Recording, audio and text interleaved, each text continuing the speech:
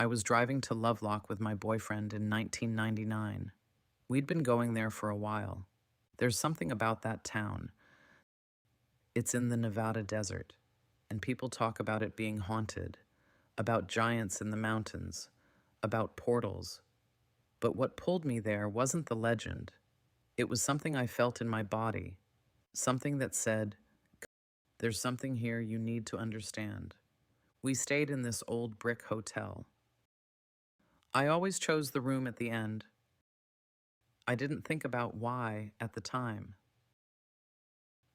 One evening, I got up to use the bathroom. Normal moment, nothing unusual about it. But when I came back out, everything changed. The air itself looked different. I could see geometric patterns, mathematical forms moving through space. They weren't decorative or symbolic. They were calculations executing in real time. When I moved my hand through them, the patterns shifted. The geometry reorganized around my movement. It wasn't that they were tracking me. My movement was part of the calculation. My hand passing through space was input data. The patterns updated their configuration based on where my hand was, what I was doing, how I was moving. I watched this for about 10 minutes, totally sober, awake. It was a sustained, clear perception. And then it stopped. The patterns faded. The air looked normal again. Just a hotel room. My boyfriend noticed nothing. The moment passed, and I never mentioned it to him that night. I still had to process what it was that I saw. It never happened again. I've stayed in that room multiple times since. Different times of year, different conditions. Nothing. It happened just that once. That one special evening. 10 minutes of directly perceiving something I had no framework to understand. For years, I didn't talk about it. How do you explain that? People hear it and they think hallucination, drugs, mental instability. I know what I saw, but I also knew I didn't have language for it. I didn't understand what I was looking at, so I held it and kept it private. Let it shift around in my consciousness while I continued with life, building companies, studying Kabbalah, physics, ancient cultures, trying to make sense of consciousness through every lens available. Then something shifted. I started developing a framework for how consciousness actually works. And suddenly that hotel room made sense. What I saw that night wasn't supernatural. It wasn't mystical. It wasn't a vision. I was perceiving the substrate layer of reality itself, the mathematical structures that generate matter continuously, moment by moment, the calculations that underlie physical manifestation. And here's what made me realize I wasn't alone in seeing this. After that experience, after years of holding it quietly, I started learning about the history of grimoires, books like the Shams al-Ma'arif, the Sefer Raziel Hamalak, the Key of Solomon, texts that have been passed down for centuries, sometimes millennia, containing geometric patterns. These weren't the imaginings of superstitious people. These were documentation, maps of the substrate layer. The people who wrote these texts could perceive what I perceived in that hotel room. They saw the geometric patterns underlying reality, and they recorded them. They created manuals for how to interact with those patterns. The Shams al-Ma'arif was written by Ahmad al-Buni in the 13th century. It's a North African Sufi text that's been called the most dangerous book ever written.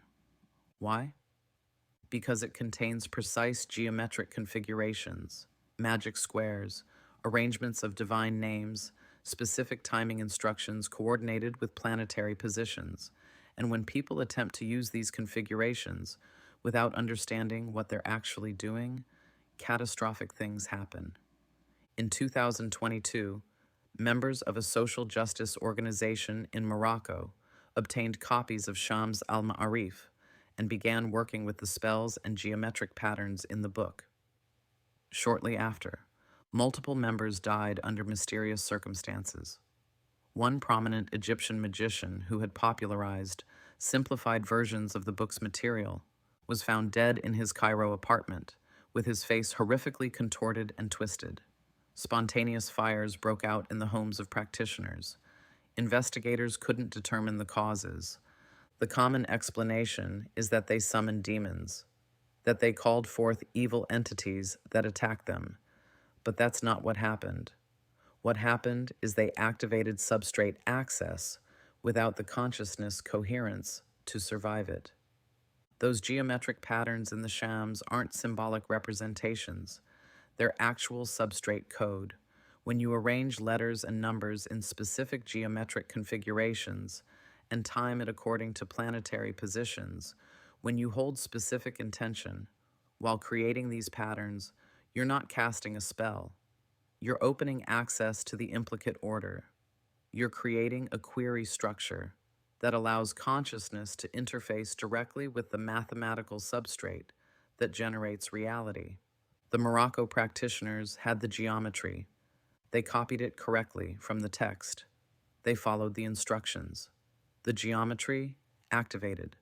The access opened. But their consciousness wasn't coherent enough to process what they encountered.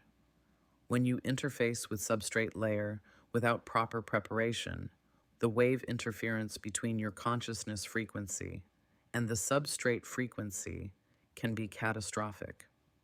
Think about what happens in quantum mechanics. The double slit experiment shows us that particles behave differently when observed versus unobserved. When you're not looking, a particle exists as probability wave, all possibilities simultaneously. When you observe it, the wave function collapses into a single manifestation. Your observation doesn't just record what was already there, your observation creates what manifests. This is documented, repeatable physics, and it tells us something fundamental about reality. Consciousness and matter aren't separate. Consciousness participates in creating matter through the act of observation. Now apply that to the hotel room. Someone before me had open substrate access in that location. They'd done the work, created the geometric configuration, established the frequency lock. When I walked into that room, I didn't create the access. I walked into a space where access was already open. The substrate layer was already visible because someone had deliberately made it visible. I just happened to perceive it. This is why location is so important in grimoire work, and why practitioners go to places at specific times. Because as I see it, certain locations have thinner boundaries between implicate and explicate order. Geographic areas where substrate access is easier to establish. The grimoires don't just tell you what geometry to create, they tell you where to create it and when. The location matters, because some places naturally have more permeable boundaries. Lovelock is one of those places. The town itself has that quality. Something about the geography, the energetic configuration, makes substrate perception more accessible there. Now let's talk about what this means for entities, for consciousness that maintains coherence after physical death. When a person dies, their consciousness either maintains geometric coherence or it doesn't. Most consciousness fragments at death. The pattern that made them dissolves back into substrate. But some consciousness maintains integrity. It holds the geometric pattern of its identity. And if it does, it can continue to exist in the implicate order and occasionally manifest in the explicate order when conditions allow. A ghost isn't a spooky supernatural entity. A ghost is consciousness that maintained enough coherence after death to continue executing its own geometric pattern. When you see a full-body apparition, you're seeing consciousness that has temporarily recompiled its physical pattern in matter. When you hear a voice, you're hearing consciousness executing the simpler geometric pattern of speech without full manifestation. But here's where it gets complicated. Trauma creates locked geometric patterns. When someone experiences extreme fear rage, desperation, pain, the intensity of that experience encodes the geometric pattern into substrate with tremendous force. That pattern becomes locked in place at that location. And here's what happens after death. When consciousness maintains coherence, but is trapped in a trauma pattern, the entity tries to iterate. They replay the event. They try different choices, different actions, different outcomes. They're attempting to change what happened by re-executing the geometric pattern with variations. But it doesn't work, because the event is already documented in the implicate order. Time has already recorded it. Entropy has already witnessed it. The pattern is permanent in substrate documentation. But the entity doesn't understand that yet, so they keep trying. They run the scenario again. Different configuration, another attempt. The pattern keeps executing because the trauma locked it in so deeply, and because the consciousness is coherent enough to maintain the pattern, but not coherent enough to escape it. This creates what looks like a residual haunting, the same scene playing over and over. But it's not residual energy. It's active computation. It's consciousness running intensive processing, trying to solve an unsolvable problem, trying to change what's already permanent in the substrate record. Each iteration builds density. The geometric pattern, executing thousands of times in the same location, creates accumulated interference. Wave after wave of the same trauma structure, running in slightly different configurations. That's why violent locations feel heavy. Not because evil is present, because one consciousness system is running massive computation in that space, trying to rewrite what cannot be rewritten. And this is where the communications come in. When investigators use devices like spirit boxes or EVP recorders, and they hear "get out" or "help me," those aren't random phrases. Those are direct communications about the entity's actual state. Get out means remove your observation. Your consciousness being present in that location is collapsing the entity back into the current configuration. They need you gone so they can attempt different geometric patterns without your observation constraining them. You're not in danger. You're blocking their ability to iterate freely. Help me means exactly what it says. They're trapped in looped computation. They understand something is wrong, but don't have enough coherence to solve it alone. They're asking for external consciousness to help break the geometric pattern, to provide different observation density that might allow them to escape the loop. Now here's where grimoires become relevant again. If consciousness can get trapped in geometric patterns, and grimoires document geometric patterns, then grimoires are manuals for both creating traps and breaking them. The Sefer Raziel HaMalach, attributed to the angel Raziel and given to Adam after the expulsion from Eden, contains geometric configurations for protection, for binding, for release. The Key of Solomon, attributed to King Solomon, who according to tradition could command spirits, contains circles for protection and triangles for manifestation, specific timing instructions, invocations using divine names. These aren't theatrical elements. They're functional components of a system for interfacing with substrate geometry. A protective circle isn't symbolic. When you draw a circle and consecrate it properly, you're creating a geometric boundary in the substrate.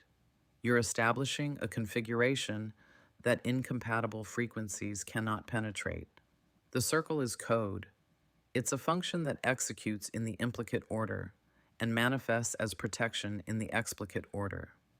This is why reading grimoires can be dangerous even if you're not actively performing rituals. When you read forbidden texts with focused attention, you're creating resonance with those patterns in your own consciousness field. The power of suggestion isn't psychological placebo. It's geometric encoding. When someone tells you a book is cursed, when you believe an object is haunted, when you focus on the idea that something has power, your consciousness begins encoding that geometric pattern. You're writing that code into your own substrate configuration. And once you've encoded it, you've created a resonance signature that can be detected. Think about how internet algorithms work. You search for something once, and suddenly ads for that thing appear everywhere. The system detected your interest pattern and now targets you with related content. The substrate works similarly.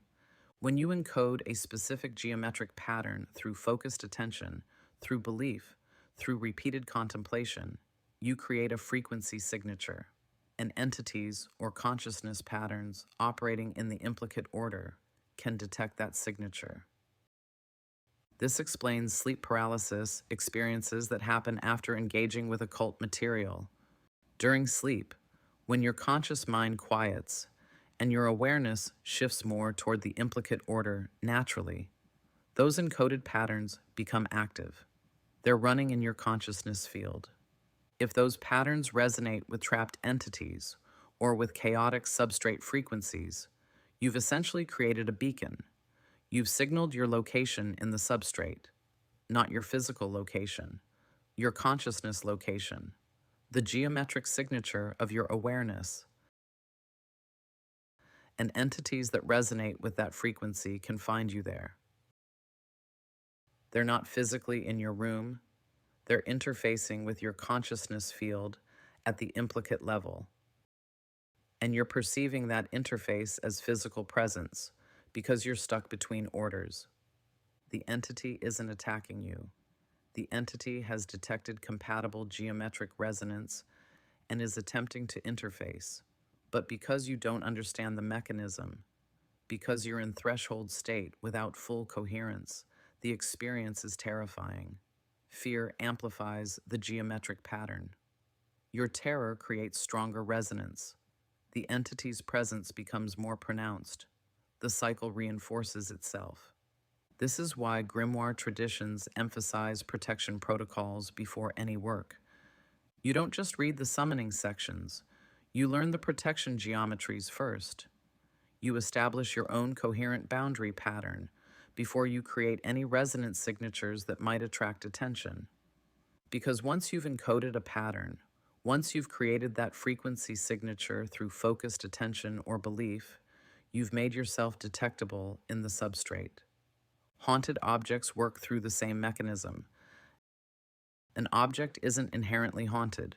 An object becomes haunted when consciousness encodes geometric pattern into it. This can happen through intense trauma associated with the object. The emotion creates a locked pattern that gets encoded into the object's substrate signature. Or it can happen through deliberate ritual work where someone intentionally encodes a pattern into an object to create an anchor point. When you bring that object into your space, you're bringing the encoded geometric pattern with it. If you believe the object is haunted, you're creating resonance with whatever pattern is encoded there. Your consciousness is actively interfacing with the pattern. And if the pattern was created by trauma or by deliberate intent to trap consciousness, you've now made yourself part of that geometric configuration. This explains why some people are affected by allegedly haunted objects while others aren't. It's not that some people are sensitive and others aren't. It's that some people encode resonance with the object's pattern through belief and attention, while others don't create that resonance. If you don't believe the object has power, there's no resonance. The object's pattern and your consciousness pattern don't interface.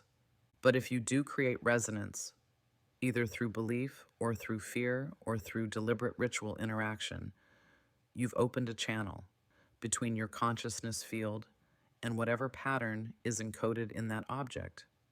And if that pattern connects to trapped entities or to deliberately created binding geometries, those entities now have access to your consciousness location in the substrate. So how do you break these patterns? You introduce a different pattern that disrupts the existing configuration through wave interference. Mental, right? The reason Sufis could work safely with the material in texts like Shams al-Ma'arif is that they spent years in preparation. They learned to maintain coherent consciousness under extreme conditions, because the knowledge is genuinely dangerous when applied without proper consciousness preparation. The Morocco practitioners who died weren't cursed by demons. They attempted substrate access without the years of coherence training that would have allowed them to survive the interface. When you help an entity trapped in a loop, you need that same coherence. If someone in Egypt activated jinn interface patterns from Shams al-Ma'arif without proper protocols, they created a beacon in the substrate that multiple jinn consciousness patterns could detect and respond to. The resonance amplified. They're experiencing real interface with consciousness patterns, operating at frequencies their awareness isn't prepared to process. This is how entities get loose in the world. Someone activates substrate patterns that allow non-human consciousness configurations to interface with human reality. Those consciousness patterns manifest according to cultural expectation. These texts were kept in closed initiatory circles for a reason. Substrate mechanics are genuinely dangerous when engaged casually. So when I tell you about that Lovelock hotel room, the substrate layer is real. This is how reality operates underneath the surface we normally perceive. That experience taught me something fundamental. You are creating the observational world that you see. Your consciousness doesn't just perceive reality. Your consciousness participates in generating it through the act of observation. Use these tools to access reality carefully, because you never know what you might unleash. Not out there in some external realm, but within your own consciousness field, where you've encoded patterns you don't fully understand and can't easily dissolve once they're running. The veil is thinning in 2026, and the substrate is fully accessible. What you do with that knowledge is your choice. Just remember, that choice has consequences that ripple through layers of reality you may not even perceive until they manifest in ways you can't ignore. This knowledge needs to be shared and understood for the betterment of society, and I appreciate you taking the time to listen. Leave a comment, and I'll try to reach out as soon as I can. This is the Void Experiment. Until next time.